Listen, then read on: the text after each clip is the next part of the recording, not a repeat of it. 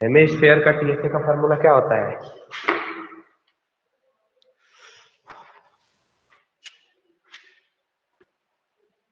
बताइए तो, हेमिस्फेयर का टीएसए का फॉर्मूला। Sir 3πr²। और उसका स्फेयर का?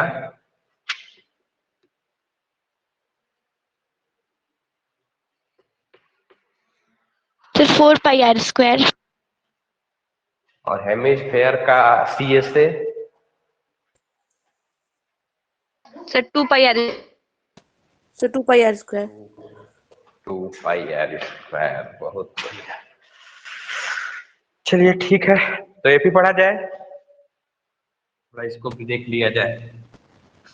अर्थमेटिक प्रोग्रेशन बेसिक बताना जरूरी है कि एक्सरसाइज स्टार्ट करें कि थोड़ा बता दे? बोलिए। थोड़ा बता दो।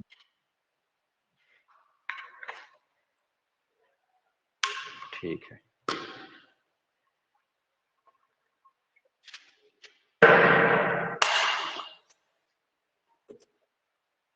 देखिए एग्जैक्टली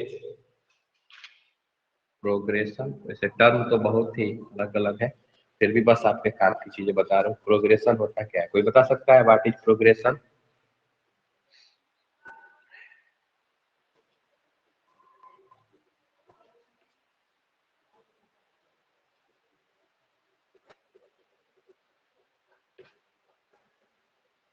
चलिए ठीक है। प्रोग्रेशन, प्रोग्रेशन का जनरल सेंस आप ये समझिए कि कोई भी नंबर है, ठीक है, कोई भी नंबर है और उन नंबरों में एक पैटर्न हो, कोई भी पैटर्न हो सकता है, ठीक है। सपोजेड 2 है, +3 करके बना है, यानी 5, फिर +3 8, ऐसे करके ये होता है प्रोग्रेशन। क्लियर?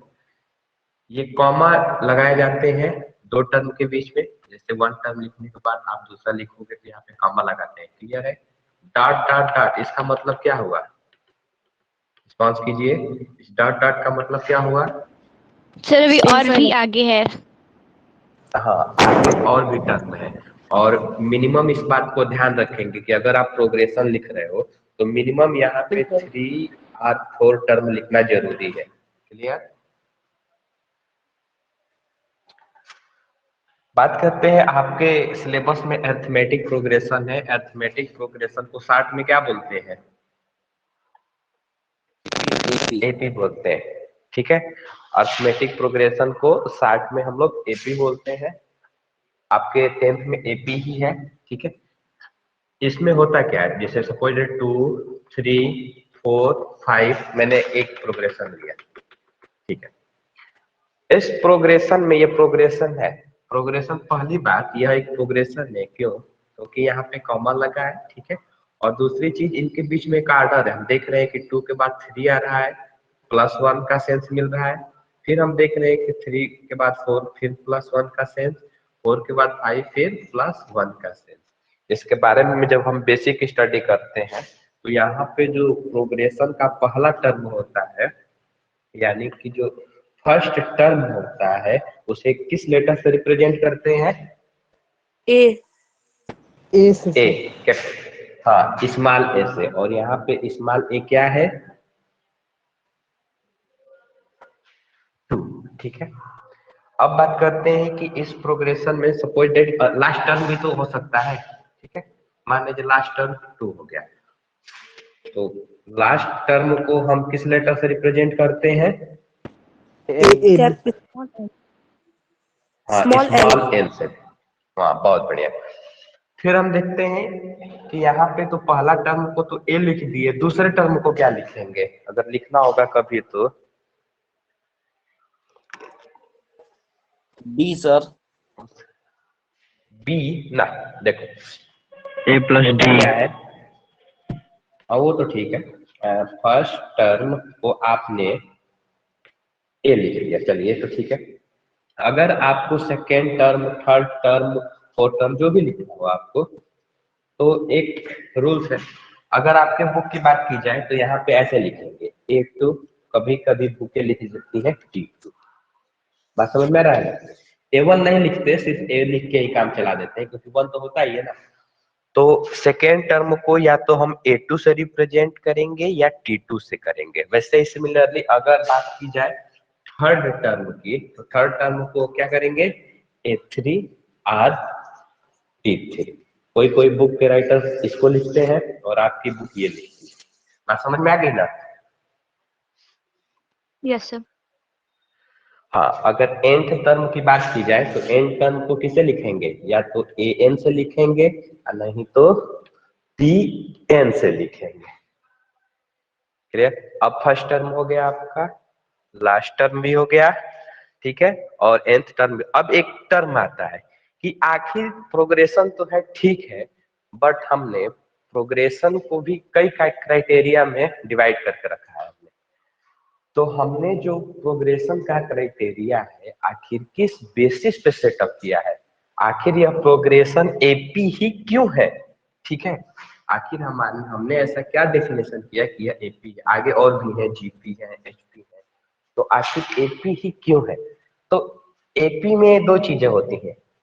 एपी का जो प्रोग्रेशन होता है उसमें या तो एक डेफिनेट नंबर का प्लस होगा या तो माइनस होगा, बस दो ही चीजें होंगी। अगर किसी भी प्रोग्रेशन में कोई डेफिनेट नंबर है, ठीक है, अगर उसका या तो प्लस होता जा रहा है या माइनस होता जा रहा है, तो वो जो प्रोग्रेशन होगा वो डेफिनेटली एपी ही हम कहते हैं। क्लियर है? बात समझ में आ रही है वाली? Yes sir. Yes sir. हाँ, इस बात को याद रखेंगे क्योंकि अभी तो आप एपी पढ़ रहे हो ना। अगर आप 11th की बात करो तो उसमें दो है, एपी जीपी, अभी और भी है, लॉग सीरीज है, एक्सपोनेंशियल है। तो आपको एग्जाम में ये नहीं पूछता है कि एन टर्म, तो ठीक है पूछेगा, बट ये नहीं बताएगा कि यह एपी ही है। आप पहले ये पता करोगे कि एपी है कि जीपी है कि एचपी है, क्या है, तब ना फार्मूला यूज करोगे। अभी तो 10th में आप जानते ही हो कि कुछ भी हो जाए वो तो एपी ही है, तो ठीक है। तो पहले हम बड़े लेवल पे ये पता करते हैं कि आखिर यह प्रोग्रेशन किसका है, एपी का है कि जीपी का है। क्लियर? Yes sir. चलो ठीक है।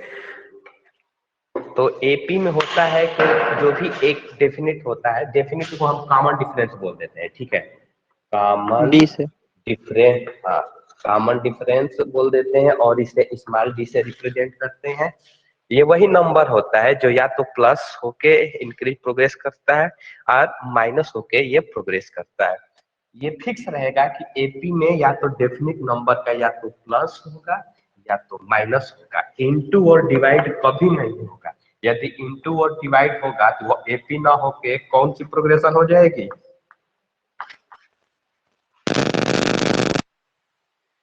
जीपी। क्या हो जाएगी? जीपी, यानी जियोमेट्रिकल प्रोग्रेशन हो जाएगा। क्लियर?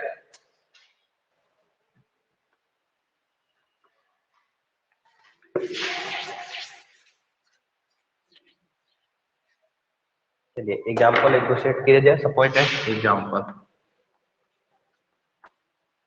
सपोज दैट मैं आपको ये दूं 2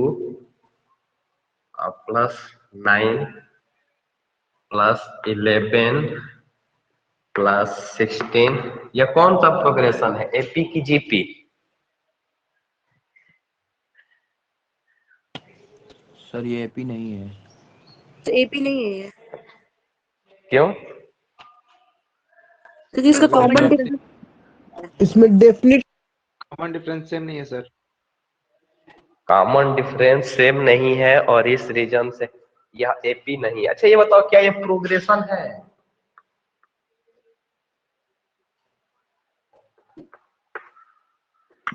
यस सर।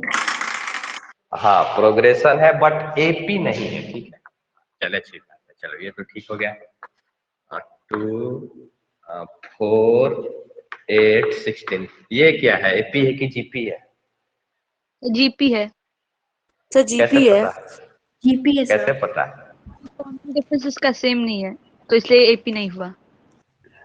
अरे तो कैसे पता कि जीपी होगा? जब एपी नहीं होगा तो फिक्स है कि जीपी होगा, ऐसा थोड़े है।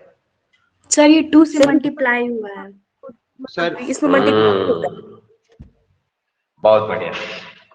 अच्छा 2 से मल्टीप्लाई हुआ है, चलो ठीक है, यानी into two into two into two two. आपको ये देखना है कि यहाँ पे इंटू हुआ है। अभी मैंने आपको सबसे इंपॉर्टेंट चीज बताई कि एपी में फिक्स कॉमन डिफरेंस यानी जो नंबर फिक्स होगा एक, उसको कॉमन डिफरेंस बोल देते हैं। और वहां पे उस नंबर का या तो प्लस होके इंक्रीज करता है या तो माइनस होके डिक्रीज करेगा, ठीक है। और जीपी में या तो इंटू होता है या डिवाइड होता है फिक्स नंबर का। तो यहाँ पे आप देख रहे हो कि इन दोनों के बीच में मल्टीप्लाई हो रहा है, अब फिक्स हो गया 2। वैसे इसमें जो फिक्स नंबर होता है ना, क्या बोलते हैं जीपी में, उसको बोल देते हैं कॉमन रेशियो, और इसे स्मॉल आर से रिप्रेजेंट किया जाता है। खैर ये तो जानने वाली चीज नहीं थी आपके लिए, ठीक है। तो इसमें एपी में कॉमन डिफरेंस और जीपी में जो फिक्स डिफरेंस चलता है उसको कॉमन रेशियो बोलते हैं और उसे स्मॉल आर से रिप्रेजेंट करते हैं। क्लियर हुआ? Yes sir. Yes sir. Yes, sir. Yes, sir. चलिए चलिए ठीक है।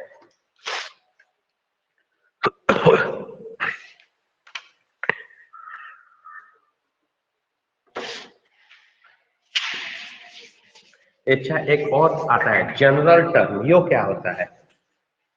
पूछा था कि एपी का जनरल। टर्म को जनरल टर्म अच्छा। कहते हैं। अरे वाह, बहुत बढ़िया। सलोनी आ गई विवाह से वापस। सर कल परसों का ही आ गए हैं। अच्छा, जनरल टर्म, जनरल टर्म, ठीक है। आप, अच्छा उसको भी यहीं पे लिखते हैं आप, दिखाई दे रहा है? एक मिनट, हाँ दिखाई दे रहा है थोड़ा सा, चलिए ठीक है। जनरल टर्म, ठीक है। अच्छा, nth टर्म सभी लोग समझते हैं ना कि nth टर्म होता क्या है? Yes sir. हाँ ठीक है, बहुत बढ़िया। सपोज 2 है, 4 है, 6 है, ठीक है। यह हो गया फर्स्ट टर्म, ये हो गया सेकेंड टर्म, ये हो गया थर्ड टर्म, ठीक है। और nth टर्म का मतलब है कि हो सकता है कि इसका 20 नंबर पे कौन सा टर्म आया है, तो उसको फाइंड आउट करना ही nth टर्म कहलाता है और इसको ही जनरल टर्म बोल देते हैं, ठीक है। तो चलिए आप क्या क्या जान चुके हैं। फर्स्ट टर्म ये हो गया, इन दोनों के बीच में एक डिफिनिट नंबर होता है जो या तो प्लस करके होगा या तो माइनस करके होगा, उसको क्या कॉमन बोलते डिफरेंस। हैं? Common difference. अगर अगर लास्ट टर्म होता है तो लास्ट टर्म हो गए। nth का मतलब कि जो टर्म फाइंड आउट करना हो, तो ए हो गया, एन हो गया, डी हो गया, एल हो गया, लगभग सारे टर्म हो चुके हैं। क्लियर? कुछ छूट तो नहीं रहा है? एक चीज और इसमें, ए प्लस टी का थोड़ा सा कंसेप्ट ये है कि सपोज दैट अगर 2 को हम ए लिखते हैं, ठीक है। अगर हमारा प्रोग्रेशन है डी का, तो अगर प्लस करके जाता है तो हम इसको ये लिख देते हैं, क्योंकि देखिए 2 है, 2 से 4 आएगा कैसे? 4 आएगा यानी कि 2 प्लस 2, तो 4 इक्वल 2 तो हमारा पहला टर्म हो गया और डी हो गया ये कॉमन डिफरेंस। तो कॉमन डिफरेंस निकालने का एक फार्मूला हो जाता है कि कोई भी बाद वाला यानी जो, ठीक है, सक्सेसर टर्म है उसमें से प्रेडिसेसर टर्म को माइनस कर दीजिए, यानी किसी भी n+1 टर्म में से n टर्म को माइनस कर देना, ठीक है। बात समझ में आ रहा है? तो आप जनरली क्या करते हो, दूसरे में से तो t2 माइनस t1 कर देते हो। आप ये भी कर सकते हो t3 माइनस t2 कर सकते हो, d equal t4 minus t3 कर सकते हो। बस आप प्रोग्रेशन में से कोई भी 2 टर्म उठा दो जो कॉन्टिन्यूअस है, यानी कि बाद वाले में से पहले वाले को माइनस कर दीजिए और जो वैल्यू फाइंड आउट होती है वो कॉमन डिफरेंस होती है। और एक इंडिविजुअल अरिथमेटिक प्रोग्रेशन यानी एक एपी के लिए जो कॉमन डिफरेंस होता है, चाहे कहीं से भी माइनस करके रखिए उसकी वैल्यू सेम होती है। क्लियर? हाँ, और यही उसकी पहचान है। ठीक है, किसी को कुछ पूछना है?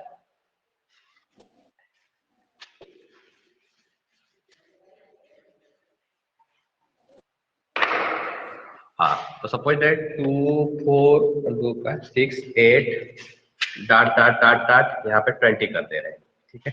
अब देखिए थोड़ा सा इसको हम ऐसे भी लिखते हैं, जब हमको कोई क्वेश्चन प्रूफ करने वाले होते हैं, जैसे प्रूफ करने वाले नहीं होते हैं कि प्रूफ कीजिए, उस समय हमको एपी एज्यूम करना होता है। तो लेट जब भी हम एपी एज्यूम करते हैं तो फर्स्ट टर्म हो गया ए, कॉमन डिफरेंस डी होता है ना, तो प्लस करके लिखते हैं। ए में डी को ऐड कर दीजिए क्योंकि डी ही तो इंक्रीज कर रहा है, प्लस फॉर्म में ए प्लस डी, फिर क्या हो जाएगा a plus 2d, a plus 3d, 3D dot dot dot dot, और लास्ट टर्म को क्या लिखते हैं एल nth term. लिखते हैं ना। हाँ, लास्ट टर्म को जब हम ऐसे लिखते जाते हैं तो तो लास्ट टर्म को हम लिख देते हैं एल।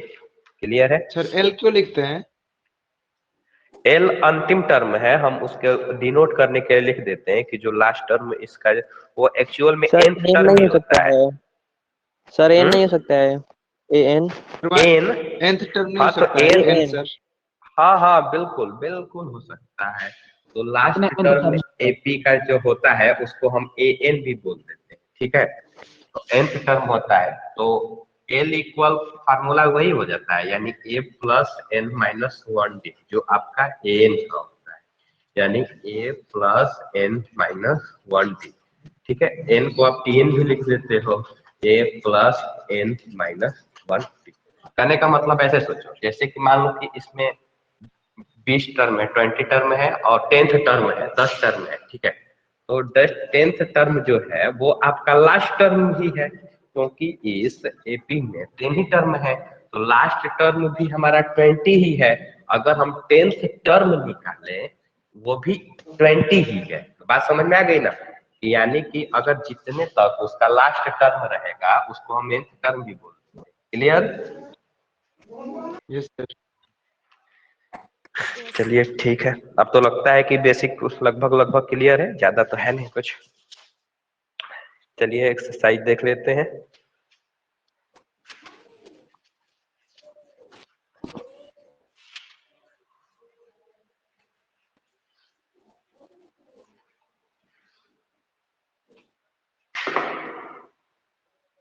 एक्सरसाइज है 5.1, एक्सरसाइज 5.1 है आपका, और फर्स्ट क्वेश्चन कर रहा है कि in which of the following situation does the list of numbers involved make an AP and why, ठीक है।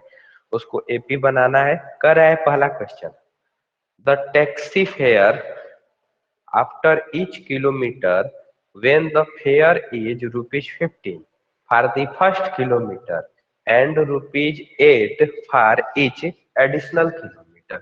यानी कहने का मतलब है कि आप, अच्छा बलिया कोई टेम्पो से यात्रा किया है कि नहीं, ऑटो से? तो आप चल के उतर जाओ ना, वो 10 ही रुपया लेंगे, ठीक है, या डेस्टिनेशन तक पहुंच जाए, यानी उसके बैठने का सिर्फ पैसा है। तो फर्स्ट किलोमीटर का 8 रुपया है, कितना महंगा है जी। फर्स्ट किलोमीटर का वो ले रहा है 15 रुपीज, ठीक है, 15 रुपीज है उसका। और आफ्टर जितने भी आप प्रोसीडिंग करते जाओगे सब पे +8 होता जाएगा, तो यानी 8 फिक्स हो गया ना, तो जो फिक्स चीजें हो जाएंगी वो क्या हो जाएगी, कॉमन डिफरेंस। क्लियर? हाँ, +8 को आप ऐसे लिख सकते हो ऐसे, और फर्स्ट है तो इसको हम लिख देते हैं a इक्वल 15। तो इससे आप एपी बना सकते हो, ठीक है। तो एपी क्या हो जाएगा, ए होता है, फिर लेट एपी ए होता है, ए प्लस डी होता है, फिर ए प्लस 2d होता है, डाटा डाट, यानी क्या हो जाएगा 15 में 8 प्लस कर दीजिए 23 में 8 कर दीजिए 31 39 वाट एवर डाटा डाट। क्लियर है? Yes sir. हाँ,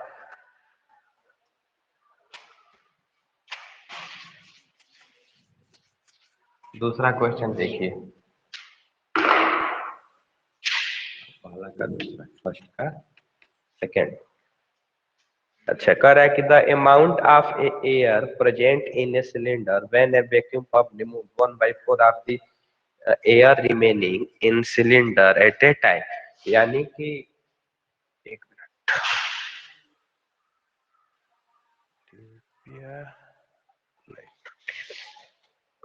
हैंड्स कौन अप किया है जी? Raise hand Prince Verma. अच्छा, क्या प्रिंस कुछ रेज हैंड क्यों किए थे Prince? Yes sir, raise hand दिखा रहा था। हो गया होगा। अच्छा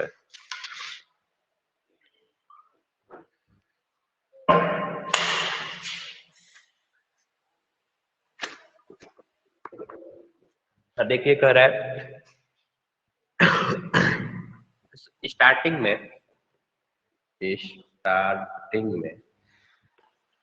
जो वॉल्यूम था सिलेंडर में, वॉल्यूम ऑफ द सिलेंडर जो कुछ भी है वी थी, चलिए वी थी वॉल्यूम, कह रहा है कि हमेशा उसका 1/4 रिमूव कर दे रहा है। तो किसी भी चीज से अगर 1/4 रिमूव कर दोगे तो कितना बचेगा?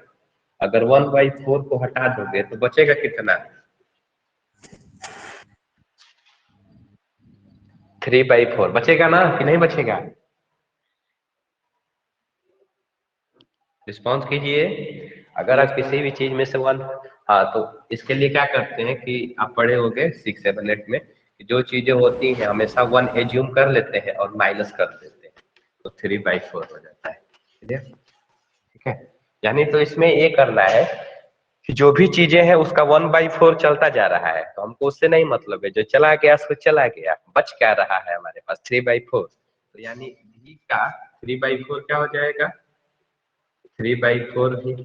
फिर अब इसका 3/4 बचेगा, यानी वो ऐसे इसका भी 1/4 चला गया। तो इसको करने के या तो लॉन्ग प्रोसेस है, लॉन्ग प्रोसेस में आप ऐसे करोगे कि 3/4 भी है, ठीक है, इसका आप पहले 1/4 निकालोगे, क्या हो जाएगा?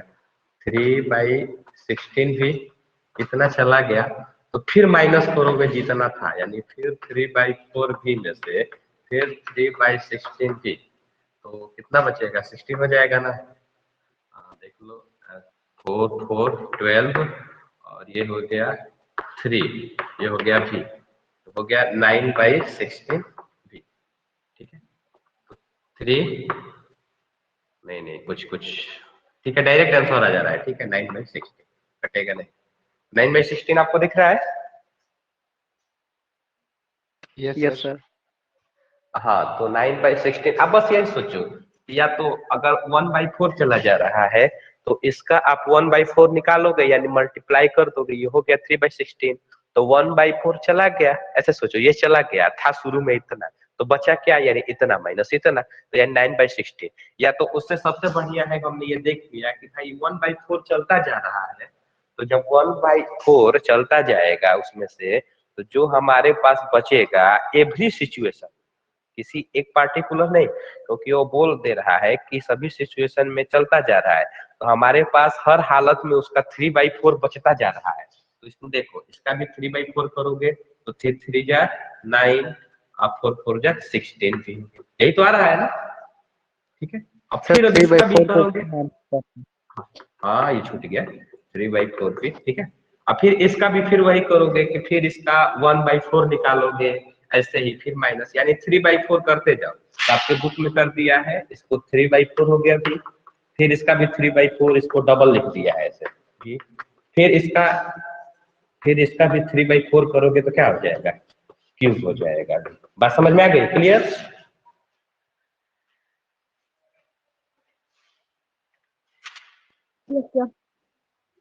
हाँ, तो अब ये सिचुएशन है, तो अब हमको ये चेक करना है कि हमने तो बना दिया इस प्रोग्रेशन को, ये पी तो है नहीं, आप जनरली ये देख रहे हो कि एक डेफिनेट नंबर से मल्टीप्लाई होता है। तो आप जानते ही हो कि अगर किसी डेफिनेट नंबर से या तो मल्टीप्लाई हो या डिवाइड हो, तो वो प्रोग्रेशन एपी ना हो के क्या कहलाता है? जीपी कहलाता है। तो इस रीजन से ये एपी तो है ही नहीं। क्लियर हुआ? Yes sir. चलिए ठीक है। और 3 नंबर कह रहा है कि द कास्ट, और देख लीजिएगा 3 4 वो तो हो जाएगा। अब तो थोड़ा सेकंड वाला दिक्कत करता है, इसमें हो जाएगा ना फर्स्ट का 3 4? हाँ सर। यस सर, दूर के ठीक है, अब कह रहा है कि सेकंड वाला कि write first 4 term of the AP when the first term a and the common difference d are given as below. ठीक है, तो फर्स्ट टर्म गिवन है और कॉमन डिफरेंस है तो क्या हो जाएगा a plus D a plus 2d करके हो जाएगा ये। हाँ तो 5.1 में अब तो कुछ हमको लगता है नहीं, ठीक है। तो फॉर दी फॉलोइंग हो गया। थर्ड नंबर में क्या है, कह रहा है कि for the following AP right the first term and the common difference. तो फर्स्ट टर्म तो आप निकाल लोगे, जो पहला होगा वो फर्स्ट टर्म होगा, और कॉमन डिफरेंस के लिए किसी भी सक्सेसर में से प्रेडिसेसर को माइनस की, यानी किसी भी दूसरे वाले में से पहले वाले को माइनस कर दीजिएगा, हो जाएगा। क्लियर? Yes sir. Yes. चलिए बैठ के कीजिए, जो नहीं आ रहा वो पूछिए, कर लीजिए, ठीक है। सेकेंड में से एक दो कर लीजिए, एक दो थर्ड में से अभी कीजिए रफ पे, थर्ड में से एक दो करते जाइए ताकि रिवीजन साथ साथ होता जाए। जो आपको लगे ना इनमें से कि जो कठिन लग रहा है चारों में से, उसको एक को कर लीजिए।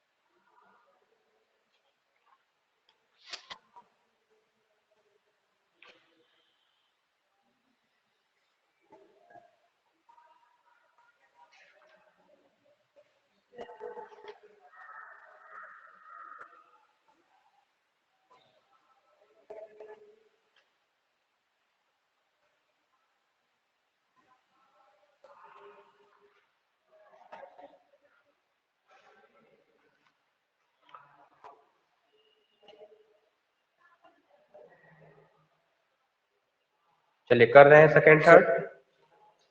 सर फोर्थ हाँ में क्या बोलिए। करना है? अब फोर्थ में एक मिनट, कह रहा है कि which of the following are AP, इसमें से कौन एपी है। If they form an AP, यदि वो एपी है, नहीं है तो कोई बात ही नहीं है, यदि वे हैं तो find the common difference D and right 3 more term, ठीक है। ऐसे करना है। सपोज दैट 2 4 6 8 है, ठीक है, ये है। तो आपको पहले क्या काम करना है कि एपी चेक करना है, चेक करने के लिए कॉमन डिफरेंस ले लीजिए कोई भी दो चीज का। सपोज दैट इसका ले लीजिए 4 - 2 क्या हो जाएगा, 4 - 2 2, एक फिर दो टर्म बस चेक कर दीजिए, ज्यादा चेक करने की जरूरत, फिर इसका कर दीजिए 6 - 4 2। तो ये भी 2 है या ये भी 2 है, यानी दो चीजें फिक्स हो गई, यानी कॉमन डिफरेंस ठीक है। तो ये एपी हो गया, ये हो गया कि एपी है। तो एपी हो गया तो बोल रहा है ना कि कॉमन डिफरेंस बताइए, तो कॉमन डिफरेंस हो जाएगा 2, और इसके अलावा 3 मोर टर्म्स होते हैं, ना पूछ रहा है। एंड राइट 3 मोर टर्म्स, यानी इसमें कितने टर्म लिखा है, 1 लिखा है, 2 लिखा है, 3 लिखा है, 4 लिखा है। तो 5 6 7 टर्म बता देना, यानी आपको A5 बता देना है, A6 बता देना है, A7 बता देना है, यानी A+4D, A+5D और A+6D हो जाएगा। टर्म और बता देना अगर ये P है तो।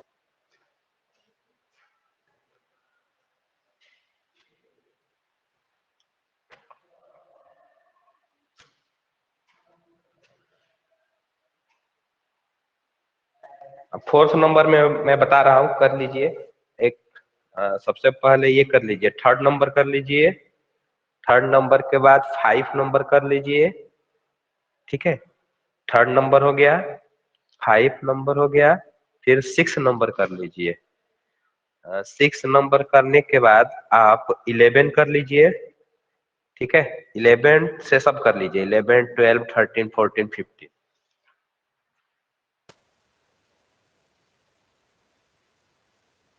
चेक करते रहिए, थोड़ा फास्ट कीजिए। ये देखिए चेक करना कभी कभी पूछ भी सकता है, ठीक है ना, कि बताइए कि यह एपी है कि नहीं।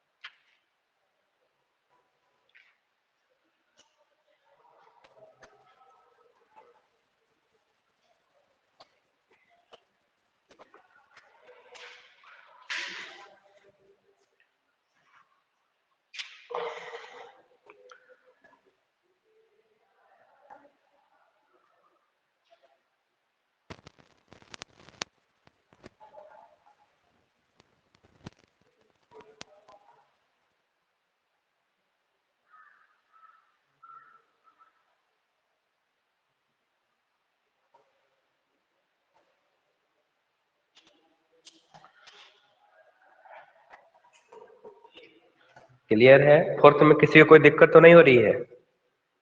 थोड़ा चेक कर लीजिए फास्टली।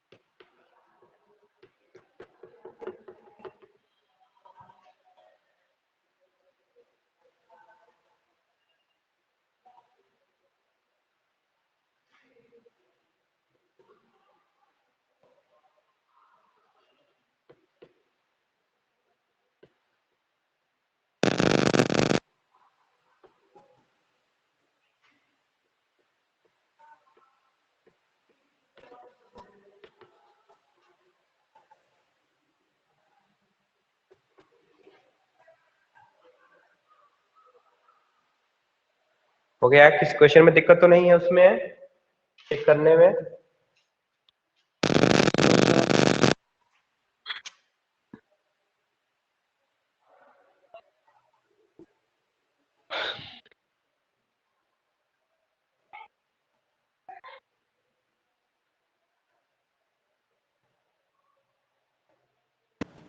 सर 12 नंबर कैसे होगा इसका?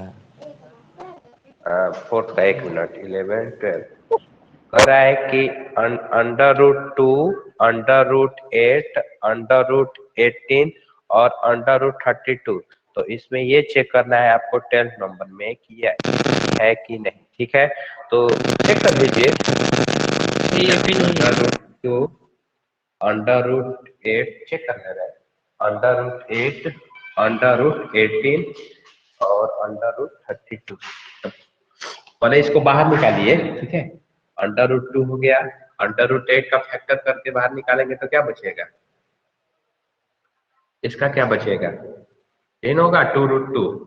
18 का क्या होगा? 3√2 होगा ना, ठीक है। और इसका क्या होगा? 4√2। Four clear? हाँ, तो अब देखिए, तो √2 है, तो इसमें से इसको माइनस कीजिए, तो 2√2 माइनस √2 ये d मिलेगा। तो √2 यानी 1 है, तो यानी क्या बचेगा? √2। चलिए ठीक है। अब फिर किसी और इसमें से इसको माइनस कर लीजिए, किसी भी और एक को चेक कर लीजिए, कम से कम 2 चेक करना है बस। ये हो जाएगा 3√2। तो यहाँ में से देखो 4 में से 3 गया 1 यानी √2। तो देख रहे हो कॉमन डिफरेंस सेम है ना। Yes sir. हाँ तो आप तो समझ आ रही हो कि कॉमन डिफरेंस यानी सेम हो गया, यानी एपी है कि नहीं। क्लियर है। बस ऐसे ही चेक करना है। वो कुछ भी खिचड़ी पका सकता है, तरह तरह के ऐसे भी दे सकता है। अभी तो मैं दे ही नहीं रहा हूँ। अभी तो ऐसे भी दे सकता है a+b sin स्क्वायर, मतलब कुछ भी दे सकता है। ठीक है, आपका बस फंडा यही होगा कि किसी भी दो को माइनस करके चेक कर लेना हमेशा। तो अगर ये दोनों चीज सेम आ गया तो यानी वो कॉमन डिफरेंस हो गया, यानी वो एपी होगा। क्लियर है। बस नोट हो गया ये। सर हाँ पहला का चौथा बोलिए। बता दीजिए।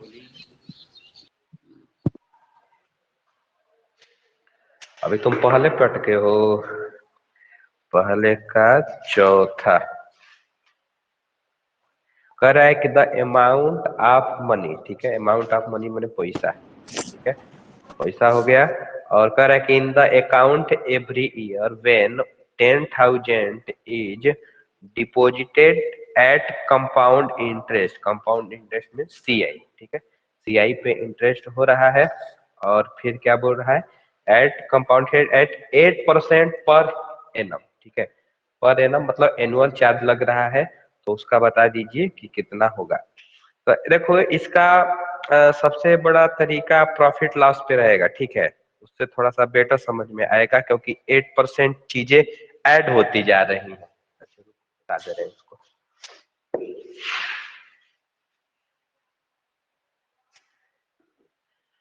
अब 8%, चलो थोड़ा सा दिक्कत होगा करने में, ऐसे ही समझा दे रहा हूँ न्यूमेरिकल से। ठीक है, सपोज दैट आपने 100 रुपया जमा किया। ठीक है, और 8% बढ़ के तो अगले साल कितना हो जाएगा। मतलब अगर आपने 100 रुपये जमा किया है, ठीक है, या 100 रुपया आपने किसी से लिया है, तो आपको उसका 8% इंटरेस्ट भी दे रहा है।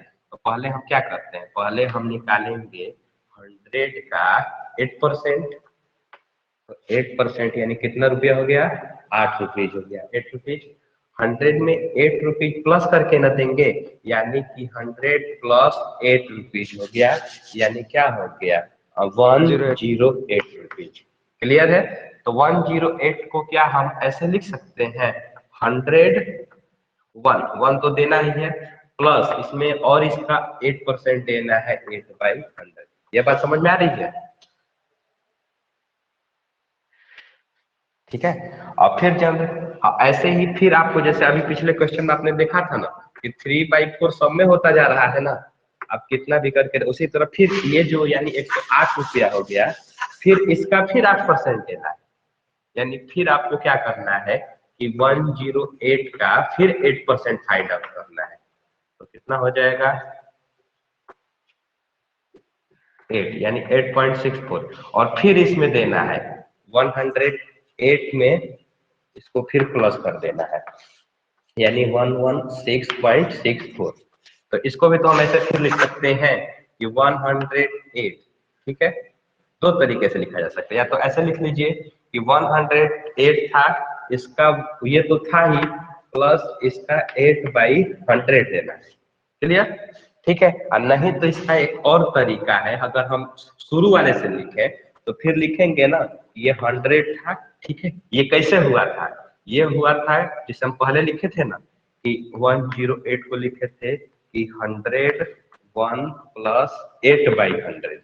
तो इसको भी फिर लिख सकते हैं कि 101 प्लस 8/100, और फिर इसका वाला ये 1 प्लस 8/100, और दो मिलकर ये 2 बार हो गया। बात समझ में आ रही है। यहाँ पे स्क्वायर हो जाएगा। वैसे ही यानी अभी ये सब में बढ़ता जाएगा, जैसे 3/4 था ना, वैसे ही 1 प्लस 8/100 सब में बढ़ता जाएगा। क्लियर। Yes sir. हाँ, बस यही है फंडा, बस चेक करने का। ये तो आप देख लीजिए, अब तो नहीं लगता उसमें कोई दिक्कत है। 4 नंबर में कोई और क्वेश्चन क्लियर है सभी को। Yes sir. चलिए ठीक है, ये वाला हो गया। 15 नंबर हो गया, चेक कर लिए हैं इसका, 4th का 15 नंबर।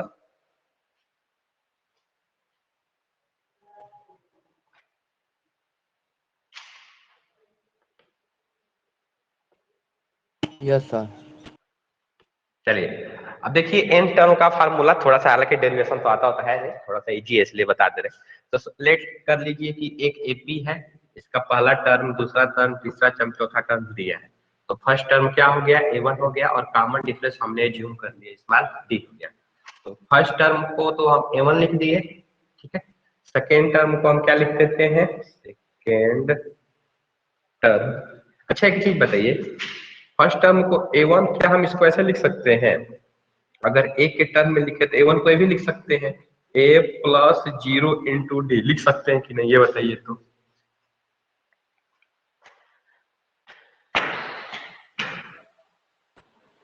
लिख सकते हैं कि नहीं, क्योंकि 0, हाँ क्या हम इसको और भी लिख सकते हैं, दिखाई दे रहा है, हाँ उधर थोड़ा सा जगह है, चलिए यहीं पे लिखिए। क्या इसको हम ऐसे लिख सकते हैं, A प्लस 1 माइनस 1 डी, क्या हम इसको ऐसे लिख सकते हैं? Yes sir. चलिए ठीक है, हाँ यहीं से फार्मूला आ रहा है, ठीक है। अब सेकेंड टर्म है A2, तो A2 आया कैसे है, A2 जो है आपके पास जब भी आया होगा वो A1 से आया था, यानी कि A1 प्लस डी, A1 तो था ही इतना, ठीक है। यानी A2 की जो वैल्यू होगी आपके पास A1 प्लस डी है, और A1 को आप A भी लिख सकते हो, कोई दिक्कत नहीं है। तो A1 को आप A लिख दो, यानी A हो गया प्लस D हो गया। अब इसको क्या लिख सकते हो, इसको हम लिख सकते हैं कि A प्लस 1 इंटू डी, ठीक है। या हम इसको ये भी लिख सकते हैं A प्लस 2 माइनस 1 डी, बस आपको इसको देख के चलना है।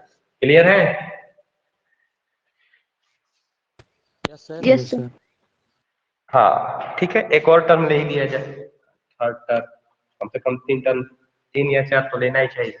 तो A3 हो गया, ठीक है। तो A3 आया कैसे होगा, जो A2 वाला था उसमें हमने D को ऐड कर दिया, यही था ना कि A3 equal A2 plus D, और A2 की वैल्यू कितनी थी, A प्लस D, और यानी A लिख लीजिए, A प्लस D, और ये D है, यानी हो गया A प्लस 2D।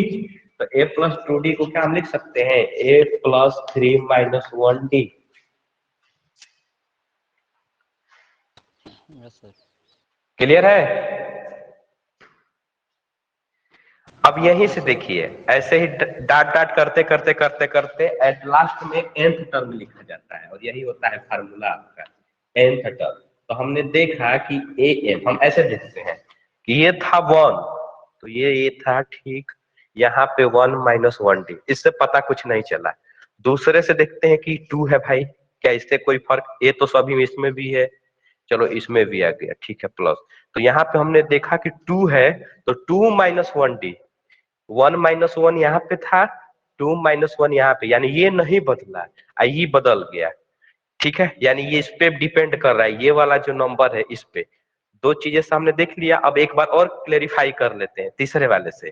तो A3 में देखें, A तो ठीक है, यानी सब में A होगा, हमको पता चल गया कि भाई सब में A होगा, ठीक। हम देख रहे हैं कि A में 1 माइनस 1 आया था, तो हम शायद सोचे कि होगा ऐसे, बट दूसरे से हमको ये क्लियर हो गया कि ये वाला बदल नहीं रहा है, सिर्फ ये बदल रहा है, ठीक है ना।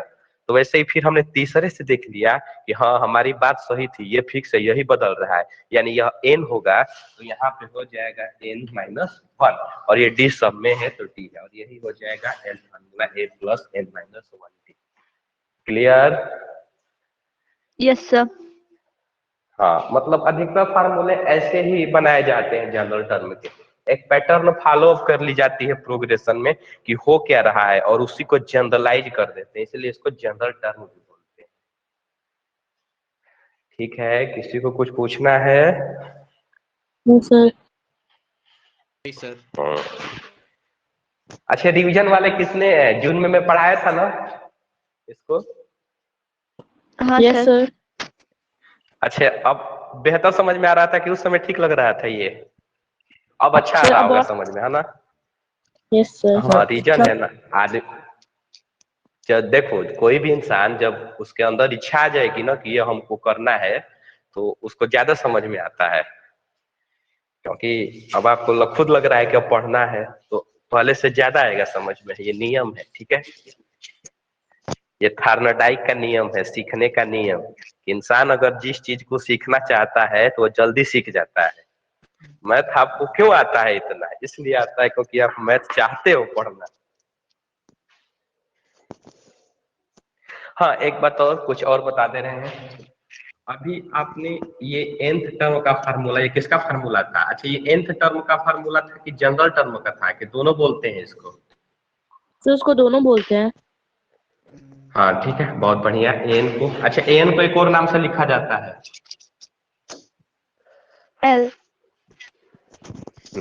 हाँ, टीएन लिखा जाता है, एल भी लिखा जाता है, ठीक है, एल भी लिखा जाता है, बहुत बढ़िया।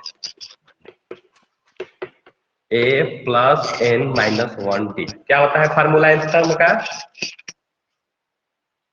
A plus n minus 1 D, ठीक है, ऐसे बोलिएगा, ए प्लस एन। अच्छा, ये फार्मूला जो है, जो आप लिखे हो ए प्लस एन माइनस 1 डी, ये स्टार्टिंग से है, ठीक है। It is formula from starting से, यह nth टर्म का फार्मूला है, इस बात को याद रखना है। यानी शुरू से, शुरू का मतलब समझ रहे हो, 2 4 6 हो गया, तो यहाँ से काउंटिंग करते हुए इसका 10th टर्म 20 होगा। बात समझ में आ रही है? yes sir. बट अगर मैं आपसे पूछूं कि लास्ट से nth टर्म निकालना हो, तो लास्ट से nth टर्म का फार्मूला बता दे कोई? L minus n minus 1 into D. L अरे minus n वाह, plus n plus n minus sir. Minus. अच्छा, एल माइनस एन माइनस 1, यानी सब ऐसा नहीं कि यहाँ पे प्लस नहीं होगा, ठीक है। L minus n minus 1 d, जैसे हमको यही था 20। अगर हमको ये पता चले कि लास्ट टर्म गिवन है और इसका लास्ट से तीसरा चाहिए, तो लास्ट से तीसरा निकालना हो तो ये निकाल देंगे। अच्छा, एक बात बताओ, जैसे यह एपी है, अगर लास्ट से थर्ड टर्म पूछे तो क्या हम ये फार्मूला यूज करके इस एपी का लास्ट से तीसरा फाइंड आउट कर सकते हैं कि नहीं? कर सकते हैं सर। कैसे?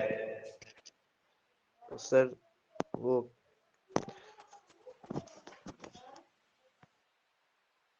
बोलिए बोलिए। सर क्वेश्चन एक अगर बार हमको, रिपीट कीजिए।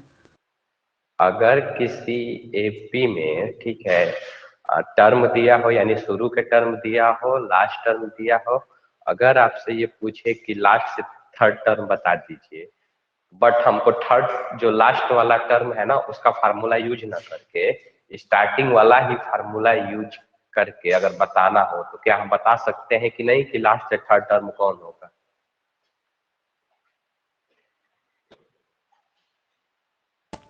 सर an के जगह पे पहले 20 रखेंगे, फिर देख लेंगे ये कितना टर्म है, फिर उसमें से 3 माइनस कर देंगे और उसका an टर्म निकाल लेंगे।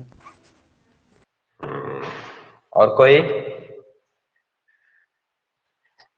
Sir a plus n minus 1 d में a की जगह पे a और कुछ लिख देंगे, जो फाइंड करना है उसके पहले वाला। हाँ, और कोई?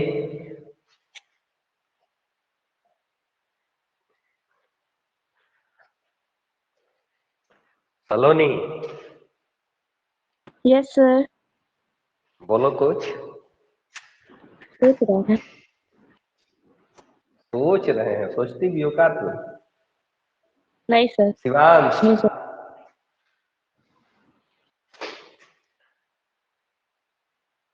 सौम्या, अच्छा सौम्या भी ऑनलाइन है। सौम्या, सर। कुछ बोलो। हाँ, सोच रहे हैं। अच्छा, एक बार क्वेश्चन बोलिए ना।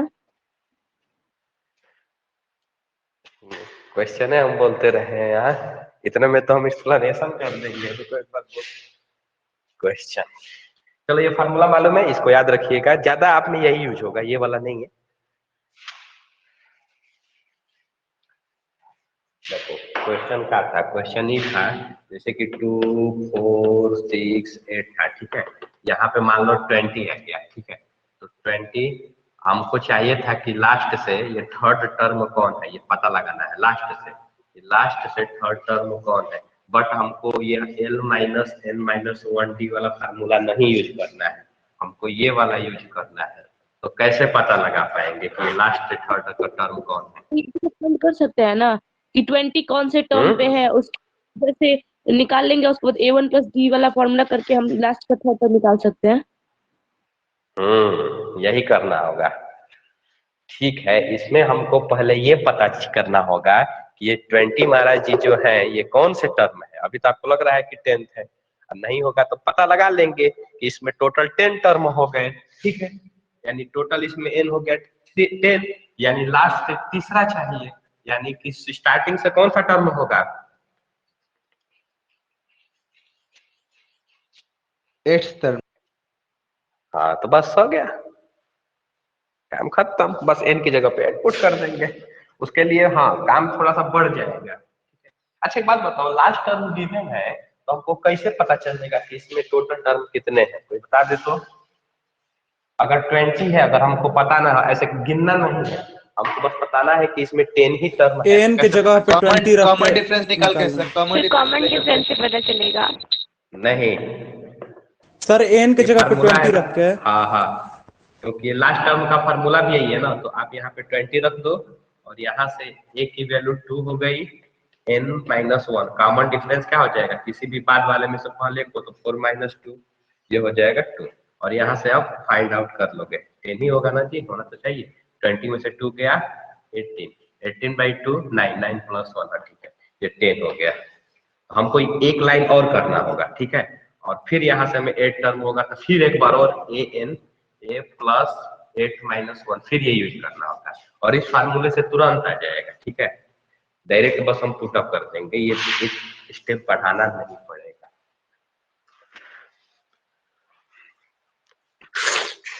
चलिए, आशा है आज तो अच्छा लगा होगा। एपी थोड़ा सा रिवाइज कर दिए, थोड़ा आपका रिवीजन हो गया अच्छे वाला। और पूछना है कुछ बेसिक इसका? सुनिए, तो अभी एक बात याद रखिए, ये शायद 5 मार्क्स का है, तो 5 मार्क्स में से पहला अभी तक जितना पढ़े हैं ये सिर्फ बेसिक है, इसमें से कुछ नहीं आने वाला है। ठीक है ना, आपसे nth टर्म पूछेगा, अगर MCQ है तो पूछ सकता है कि इसका 10th टर्म क्या होगा, 20 टर्म क्या होगा, लास्ट से क्या होगा, बस ओनली MCQ। ठीक है, तो यानी अभी तक एग्जाम में इसमें से कुछ नहीं पूछेगा, MCQ में बस nth टर्म पूछ सकता है। अगर MCQ में आ गया तो 1 नंबर मिल जाएगा, और यदि नहीं आएगा तो एपी के क्वेश्चन अभी तक 5.1 का कुछ भी नहीं आने वाला है। ठीक है, यानी क्वेश्चन आएंगे 5.2 से 5.3 से। ठीक है ना, खुश मत होइएगा कि आ रहा है तो अब कर ही लेंगे। ठीक है, यस सर। चलिए ओके, टाइम हो गया, सर जी लोग आ गए। ओके ठीक है, bye. Okay sir, bye sir. Thank you. Yes, bye sir. Sir. Thank you, sir. Bye. Have a nice day.